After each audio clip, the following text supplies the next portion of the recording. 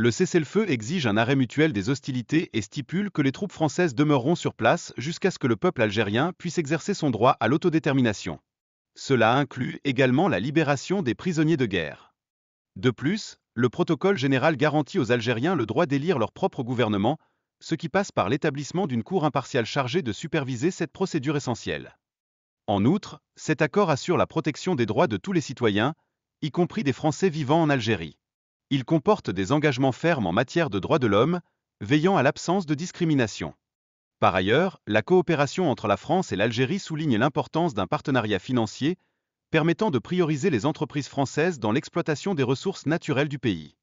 L'accord prévoit également un retrait progressif des troupes françaises, avec la possibilité d'utiliser des bases militaires algériennes pour une période de 15 ans, renouvelable selon les besoins définis par les deux parties. Il est à noter que les droits des Français résidant en Algérie sont clairement protégés, notamment l'accès à la nationalité algérienne après avoir respecté une certaine durée de résidence. De plus, il est crucial que les documents officiels soient disponibles en français, en plus de la langue nationale, afin d'assurer une communication efficace. Cela joue un rôle clé dans l'inclusion des citoyens dans les affaires locales.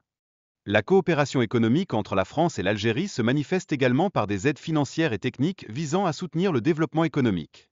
Cela inclut des prêts et des contributions financières significatives pour l'Algérie. En ce qui concerne la gestion des ressources naturelles, ce sujet demeure central dans la coopération entre les deux nations, avec des droits d'exploitation garantis à la France, tout en respectant la souveraineté algérienne. Les accords prévoient des dispositions sur la reconnaissance mutuelle des diplômes entre l'Algérie et la France, ce qui constitue un pas en avant vers une coopération culturelle renforcée. Chaque pays s'engage également à promouvoir l'étude de l'histoire et de la culture des deux nations. En outre, l'Algérie autorise la France à utiliser la base militaire de Mer el-Kébir pour une période déterminée, tout en préservant la souveraineté algérienne sur cette région. Cela implique des droits d'utilisation spécifiques pour la France. Enfin, l'accord stipule que la France doit indemniser l'Algérie pour d'éventuelles pertes résultant de ses actions, ce qui renforce les responsabilités de chaque partie.